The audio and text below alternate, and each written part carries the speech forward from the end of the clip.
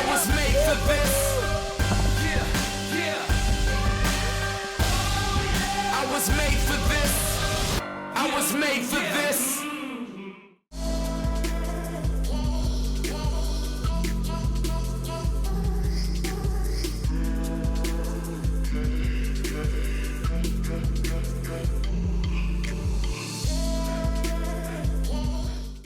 Welcome to my two-part series on how to top water. If you haven't seen part one, I'm going to put the link straight down below here so you can have a look. This episode, I'm going to be showing you all the bits and pieces that go along with top water fishing. Everything from rods and reels to line, leader, and all your lures, terminals, and all the bits and pieces that go along with it. First off, I'm going to be showing you my light setup. So my lighter setup is a 5000 Stella.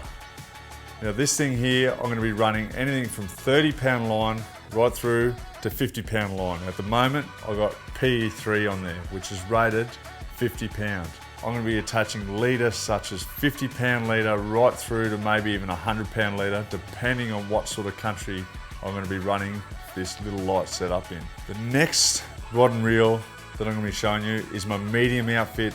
This thing here I'll use for large Spanish mackerel as well as my medium to large size reef species. It'll also knock over GTs up to 30 kilos depending on what sort of country you're going to be fishing in. I run PE5 or PE6 line through this rod and reel. It's a PE5 8-foot grappler, Shimano grappler with a twin power 10,000 on it.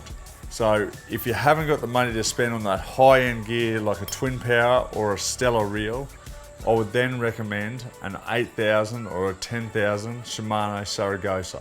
Also, leader size, I'm going to be running anything from 80 pound right through to 130 pound. Again, it all depends on what sort of depth of water you're fishing in. It'll also depend on what sort of reef structure you're fishing. Both of my heavy setups, both popping and stick baiting, are both 18,000 Stellas. Now, if you haven't got the budget for that Ferrari type reel like a Shimano Stella, I would suggest moving to a Shimano Saragossa 20,000. Now, it's not going to be that absolute high-end feel from a drag point of view, but it will knock over your large reef species like your big GTs. But if you have got the budget, try and spend as much as possible. A Shimano Stella 18,000 is going to be a perfect fit for the job. On this rod and reel setup, I'm running a Shimano Blue Water T-Curve stick bait special.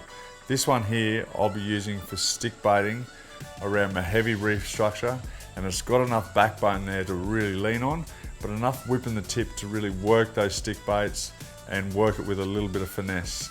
So I usually have a stick baiting outfit, and then I'll also have a popping outfit which I'll run through in a minute. This one here I run PE8 line through.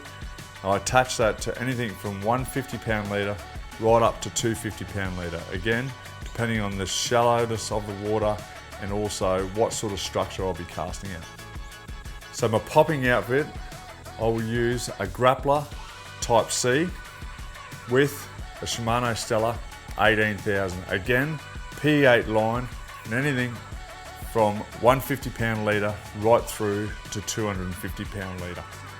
The grappler Type C will have enough backbone in it to be able to pop those big 150 gram poppers, but also it's a good crossover rod to be able to use for those nice finesse stick baits. But this one here I'll mainly use for my popping outfit, and I'll have my second outfit for stick baiting. If you're lucky enough to be able to use a popping and also a stick baiting outfit, it'll mean that on those large long range trips, if something goes wrong with one rod, you'll have a spare up your sleeve already. So one of the main reasons I'll have two rigs when I'm out fishing for these larger species is I can use this one and then also cross over to my stick baiting rod. But if something goes wrong with one of my rods or reels, I can then put that rod down and go back to my spare at all times. Now I know that everyone hasn't got the budget to go and spend on $1,000 rods and $1,000 reels. So what I'm going to talk about just briefly is if you're just getting into popping and stick baiting for the first time and you just haven't got that budget to go and spend on the high end gear.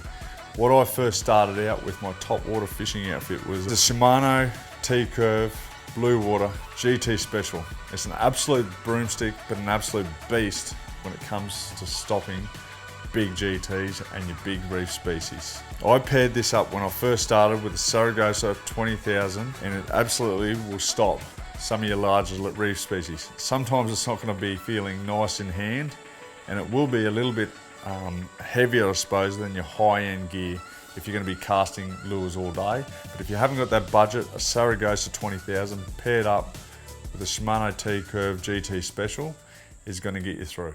So what I'll be doing next is showing you what knots I tie. I use an FG knot to join my braid onto my leader. So there's a couple of important points, but one of those important points is we're going to keep the line tension at all times. So have it nice and tight. I put my leader over the top of my braid. From there I take the tag end and go over the top. I then take the main line and come back underneath. And this will make a series of crossovers. I do this anywhere from 20 to 25 times, making sure that line's nice and tight every time I do it. Under, over, under, and over. Once I've created those series of crossovers, I'll then lock it off with a half hitch, making sure that I keep the line nice and tight the whole time. So straight over the main line, also over the tag, pull that tight.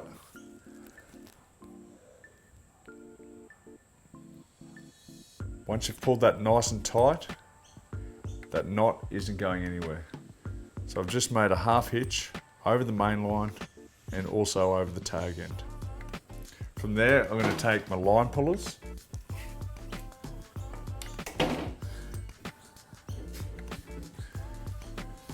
From there, get your line pullers, wrap the braid around, also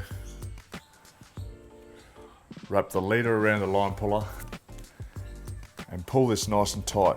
You'll see the braid will bite down .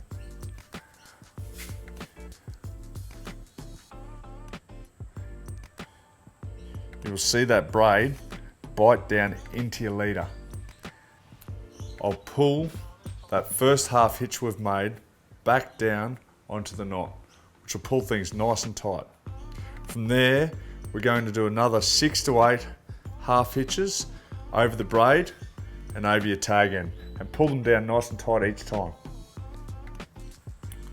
Once we've done our 6 to 8 half hitches up the line, I'll then get my line pullers again, finish off this knot by pulling nice and tight. And there you have it. Your FG knot is ready to be trimmed up and ready to be used. Couple little tips when trimming the tag end is to make sure we leave a couple of mil of leader out the end so we can burn off at the end, and there is your FG knot complete. Nice and easy, nice and simple. Let's get stuck into lure talk. Now there's a lot of brands on the market and we have our own at Cast Tackle. It's called Pop to Your Drop. It'll cover most of your topwater needs, all your poppers and all your stick baits to catch all those large topwater fish. Let's get stuck into poppers. So to start with, let's go into the real little one. It's the 60 gram popper. I'm going to use that on my light to medium outfit. I'm going to use it on the reef flats and along the reef edges for all your reef species. And don't be deceived by the size of the lure. The splash on this thing is going to be unreal, and if you get those twitches right, the big coral trout really do love this lure. I'll run a 3/0 treble on the belly and on the rear with a size 8 split ring. Next up is the 100 gram popper. This is one of the best all-round lures that you can throw for topwater species. You can cast this thing all day and not wear yourself out. I'll run a 5/0 treble in the belly and on the rear, and sometimes I'll even run a large single inline on the rear. And it'll be used on my medium and heavy outfits with no problem whatsoever. Next up is the big boy. It's the 150 gram popper, and this thing here, it's gonna raise your real big GTs. The splash on it is unbelievable, and it's gonna handle any of your big species with ease. With the big 150 gram, I'm gonna place size 7.0 trebles or 6.0 trebles on both rear and the belly with a size 12 split ring or something that's rated between 250 or 300 pound. Next we have the stick baits, both sinking and also floating. So to start with, we have our small ones that I'll use on my lighter outfits and also my medium outfit. It's a 60 gram, sinking and also floating. So with your floating stick bait, I'll run a 3/0 treble on the rear and on the belly, and a size 8 split ring. And with my sinking stick bait, I'll use a 2/0 treble on the belly and on the rear with the size 8 split ring. Possibly one of the easiest topwater lures to work all day is a 120 gram stick bait, either in floating or in sinking. So with the 120 gram stick bait, floating and also sinking, I'll use a 5/0 treble on the belly and also on the rear with a size 10 to 12 split ring, something that's rated between 200 to 300 pounds. So when it comes to chasing big GTs, I always go back to the saying, big lures catch big fish, and the 150 gram stick bait is going to be perfect for that. 150 gram sinking stick bait, I'll run a size 7/0 treble on the front and rear with a size 12 split ring. So these things here are absolutely deadly on big GTs, and if you work them properly, they will not be able to resist. Next, I wanted to run through how you attach your lures to the leader. And all I do is attach a split ring, the same size as what you use on the belly or the rear hooks, onto the front, and then I use a solid ring to connect that to the split ring. What that'll allow you to do is interchange those lures all day without having to keep tying knots. Next, I'm going to be showing you how to join your leader to your lure. Like I said earlier, we've got a split ring already onto a solid, so we can interchange those lures nice and easy. But to tie a knot, all I do is do a twice through uni knot. So once through, go twice through, and then we're going to make a uni knot. So a nice size loop over the main line, over the tag end, and through the loop 4 or 5 times. Pull it down nice and tight with a little bit of saliva. A great knot for tying heavy leaders onto your lure. Nice, neat, tidy knot, ready to go on those big GTs. So next I'm going to be talking about leader length. So my knot now is close to my bail arm.